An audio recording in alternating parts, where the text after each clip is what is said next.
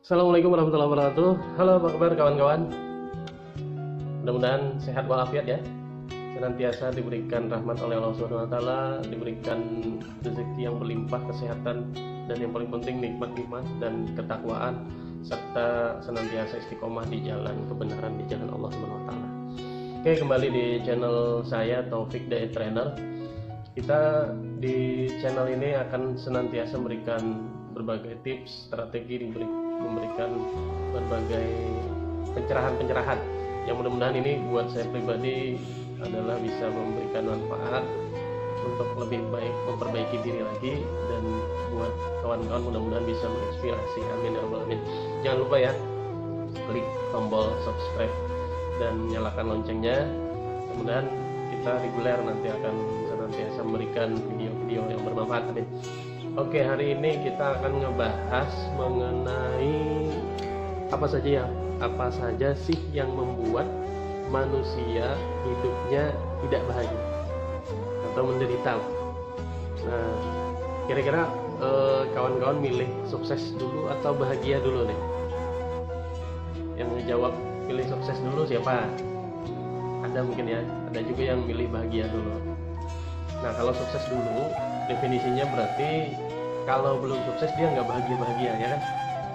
Nah, tapi kalau orang yang milih bahagia, walaupun dia belum sukses, dia happy, dia senantiasa bisa bersyukur. Jadi bahagianya itu tanpa syarat. Nah, mudah-mudahan sepakat setelah kita banyak belajar bahwa yang paling penting bisa happy dulu, bahagia dulu. Karena bahagia itu definisinya adalah menginginkan apa yang kita dapatkan. Artinya boleh jadi orang yang sukses itu nggak bahagia, karena sukses itu definisinya adalah mendapatkan apa yang dia inginkan.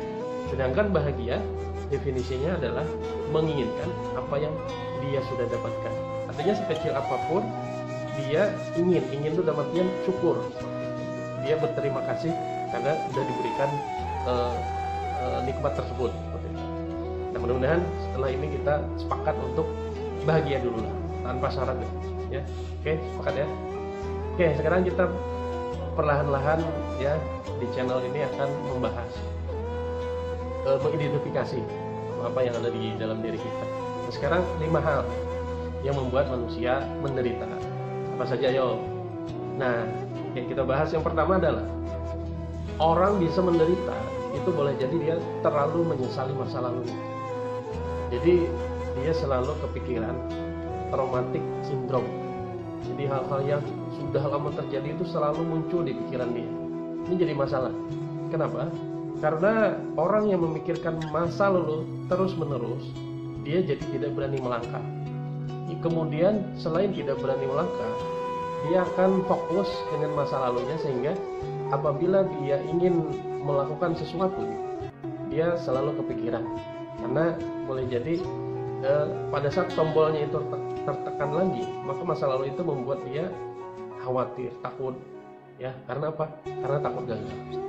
Nah, menyesali masa lalu ini persis seperti kita membawa sebuah kendaraan. Kita selalu fokus dengan yang namanya spion kita. Coba kalau orang fokus dengan spionnya, pada spion itu dibikin cuman kecil. Artinya apa? Supaya masa lalu itu jangan terlalu berperan dalam kehidupan kita, hanya sebagai pada saat kita melangkah sedikit berkaca saja, bukan untuk menjadi panduan utama dalam melawan perjalanan. Nah, orang yang terlalu banyak menyesali masa lalu fokus dengan spionnya. Nah, akhirnya apa? Ketabrak jadinya. Dia nggak cepat dia berjalannya. Nah, jadi orang menderita adalah orang yang banyak menyesali masa lalu. Nah, saya banyak dapat klien orang-orang yang saya terapi. Kebetulan kita juga adalah seorang terapis sudah puluhan tahun.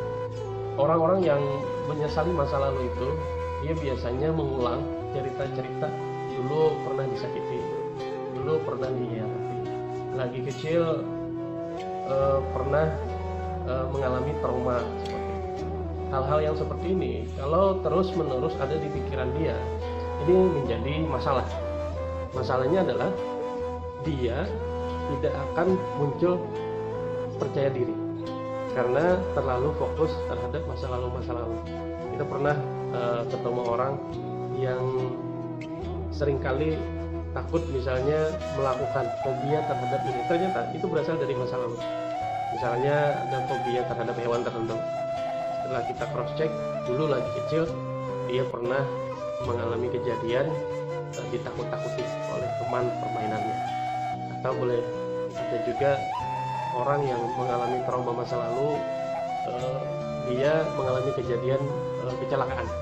Nah dulu kita ada seorang ibu nggak mau lagi bawa mobil, ternyata dia pernah pada saat belajar mobil ketabrak, sehingga trauma masa lalunya membuat dia menderita. Padahal dia punya mobil, akhirnya kalau dia mau bawa mobil harus panggil sopir. Ini kan jadi masalah. Nih, karena apa? Trauma masa lalu. Nah, banyak hal yang masa lalu. Bahkan ada lagunya kan, masalah lo, biarlah masalah lo. Nah, itu masa lalu katanya. Jadi hati-hati. Tapi masa lalu ini apabila sifatnya sangat membekas, ini susah. Jadi orang tidak bisa dituntut untuk melupakan masa lalu. Ingat ya, jadi tidak ada orang yang bisa melupakan, apalagi itu sifatnya sangat emosional. Masa lalu itu hanya bisa sifatnya untuk diberikan arti yang berbeda, bukan untuk dilupakan. Jadi salah besar, kami sebagai seorang terapis pun dulu tidak pernah meminta seseorang untuk melupakan masa lalu, bukan. Hanya sifatnya memberi arti yang berbeda. Jadi kalau dulu sedih, dia ganti bersyukur mungkin, atau ikhlas seperti itu. Nah seperti itu. Jadi yang pertama adalah banyak orang yang menderita karena menyesali masa lalu. Nah kemudian yang berikutnya, orang yang menderita itu disebabkan oleh tidak bisa menerima kenyataan saat ini. Banyak orang ya, jadi saat ini misalnya dia di luar ekspektasinya. Misalnya dia punya keinginan besar untuk menjadi apa yang dia cita-citakan oleh orang tuanya misalnya, atau dia sebagai orang yang berkeluarga ingin ekspektasinya, keinginan dia bahagia, tapi kenyataannya mimpi hanyalah mimpi. Kenyataannya yang didapatkan adalah orang yang tidak sesuai ekspektasi. Jadi pandai merayu misalnya, pada saat jadi suami atau jadi istri, akhirnya muncul aib-aibnya yang kita nggak bisa nahan, tidak bisa menerima kenyataan. Banyak ya, atau mungkin hari ini yang berbisnis, mungkin awalnya bagus nih sama kawan-kawan nih, nanti kalau dapat keuntungan kita bagi hasilnya seperti ini ya, nanti kalau kita sukses kita sama-sama punya saham seperti ini. Ternyata pada saat sukses tidak sesuai harapan. Nah, orang yang tidak bisa menerima kenyataan saat ini akan menderita. Dia akan ngedumel, dia akan cerita, bahkan dia akan bikin status. Bisa menunjuk ke orangnya yang sudah bikin dia sakit hati tadi. Bisa jadi, boleh jadi kadang ada yang kriminal, sampai dendam kesumat. Nah, dari ini kabar buruknya adalah mempengaruhi daya tahan tubuh kita. Jadi rentan orang yang kepikiran terus seperti ini, dia menjadi daya tahan tubuhnya berkurang, gampang terserang penyakit, dikit-dikit sakit, karena angin masuk angin, kena air, bukan masuk air ya, kena air, hujan, demam seperti itu, ya. Nah ini yang jadi masalah. Jadi orang yang tidak bisa menerima kenyataan saat ini itu bisa menyebabkan menderita. Berikutnya ya, apalagi yang menyebabkan orang menderita. Berikutnya adalah terlalu banyak mengkhawatirkan masa depan. Nah, jadi tadi masa lalu ya, masa sekarang tidak bisa menerima kenyataan, dan masa depan. Dia sebenarnya bagus memikirkan masa depan, itu bagus, karena fokus dengan hasil akhir itu adalah definisi niat. Tapi kalau terlalu khawatir, jadi terlalu banyak negatifnya di dalam alam pikiran, jangan-jangan nanti kalau ini bagaimana anak saya misalnya, kalau saya sudah tua tidak bisa bekerja lagi, bagaimana dengan anak saya, bagaimana nanti kalau seandainya suami saya bekerja, bisa nggak dia mempertahankan kesetiaan dia misalnya, bagaimana tadi usaha ini kalau besar, bisa nggak orang ini nanti dipercaya. Nah, terlalu banyak mengkhawatirkan masa depan ini jadi menderita juga. Akhirnya apa? akhirnya takut melangkah, akhirnya tidak berani memberi izin. Ini banyak, pernah kejadian orang ibu ya sampai matanya buta, tidak mau ikhlas yang pertama menerima masa lalu, sampai dia tidak khawatir memberikan izin kepada anaknya buat menikah sampai anaknya sampai sudah tua. Kenapa? Karena ada trauma-trauma yang ada di dalam diri dia yang diajarkan kepada anaknya, sehingga apa? Kekhawatiran tentang masa depan anaknya ini menghantui pikiran dia. Akhirnya apa? Minta maaf, ibu ini awalnya hanya stroke sampai akhirnya kena katarak dan buta. Jadi kekhawatiran yang seperti ini yang kita harus hindari. Kita ini dikaruniai untuk memilih jalan kanan atau kiri, berpikir positif atau negatif, itu adalah hak diri kita untuk memutuskan. Karena di dunia ini ada yang bisa kita pengaruhi, ya, ada yang tidak bisa kita pengaruhi. Misalnya hal-hal yang terjadi di luar, ya, tentang perubahan sistem ekonomi dan yang lain-lain, ya, tentang kebijakan negara, tentang sikap orang kepada diri kita, itu ya tidak bisa kita komando. Tapi ada yang bisa kita komando adalah respon diri kita, ya, yang bisa kita kendalikan adalah diri kita. Jadi walaupun seperti apapun situasinya, ibarat sebuah istilah, kita tidak bisa merubah arah angin, tapi kita bisa merubah layar kita. Layar kita itu adalah kacamata pikiran kita. Fokus dengan apa? Mau kita fokus negatif atau mau kita fokus dengan yang positif? Kalau kita selalu fokus dengan positif, kita nyaman. Bisa dikasih minta maaf, kotoran oleh teman kita masih berpikiran ini pupuk. Jadi kalau orang yang selalu pikirannya negatif, pada saat dikasih bunga, yang dilihat durinya, bukan dilihat bunganya. Misalnya bunga berduri, ya, walaupun bunga sedikit aja yang berduri. Oke, jadi yang pertama tadi adalah menyesali masa lalu, yang kedua tidak bisa menerima kenyataan saat ini, yang ketiga apa?